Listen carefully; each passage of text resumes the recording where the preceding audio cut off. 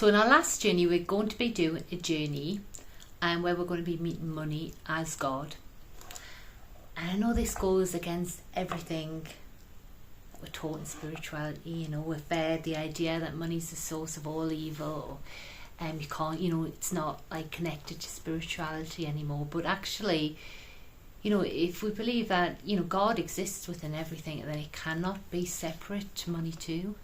And so this isn't that we're going to be, you know, treating money as some sort of false idol or something, you know, all the things that we can buy with money, we're going to get attached to them and forget about the deeper meaning of life. We're not here to just to worship money, unless that's what your spiritual beliefs are as well. I'm not telling you what you can and can't do, but this is more about lifting the vibration of money back to the sacred, back to love, back to the divine, back to, you know, because truly at its essence, money is just a source of energy, and a source of energy that we can use to create, to cultivate, to give ourselves love, to bring love to the planet, to paint and create the life of our dreams.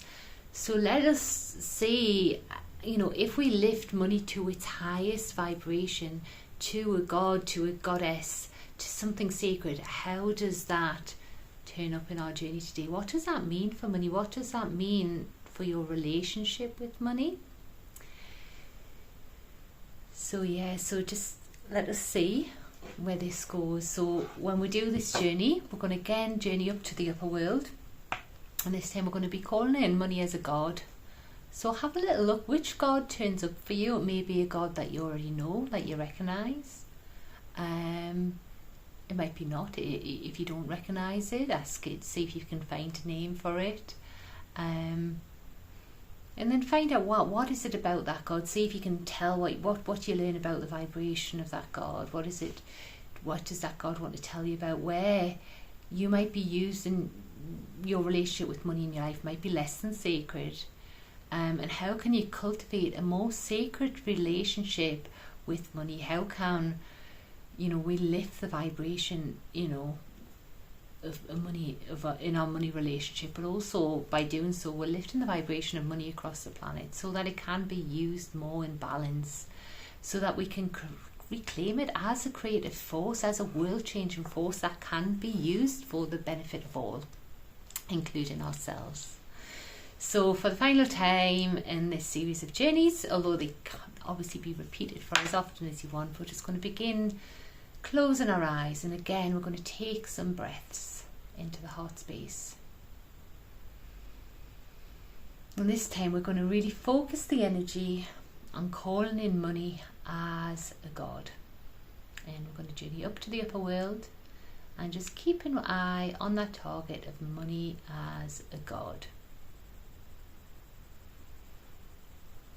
And I'm going to drum for about 8 minutes or so again, and then I'll call you back when we're done.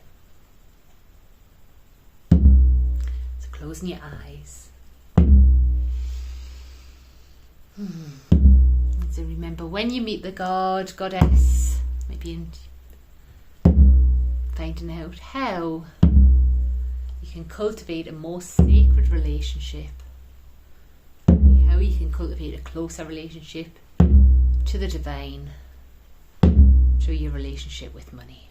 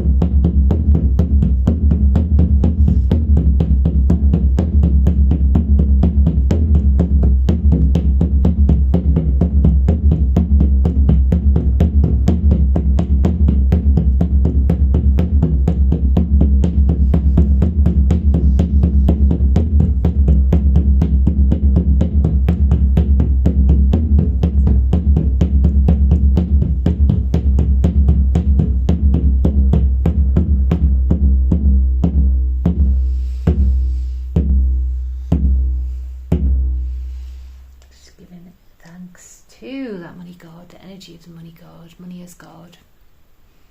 Giving thanks to the energy of money for turning up in our journeys today, but also for turning up in our life to support, help us to support ourselves, to feed ourselves, to nurture ourselves, to give ourselves pleasure, and help us to gift and support others in the world. Thank you, thank you, thank you, thank you, thank you.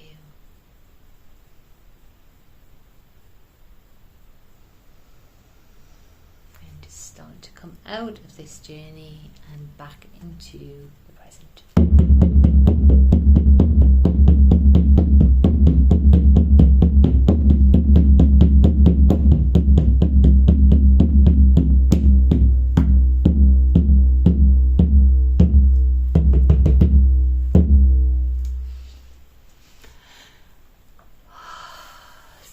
Breaths to bring that journey with you back into your room, back into your life in the present. Going back into your body. And just taking some time to make a note of anything you need to write about. And we'll move forward on to our final little video.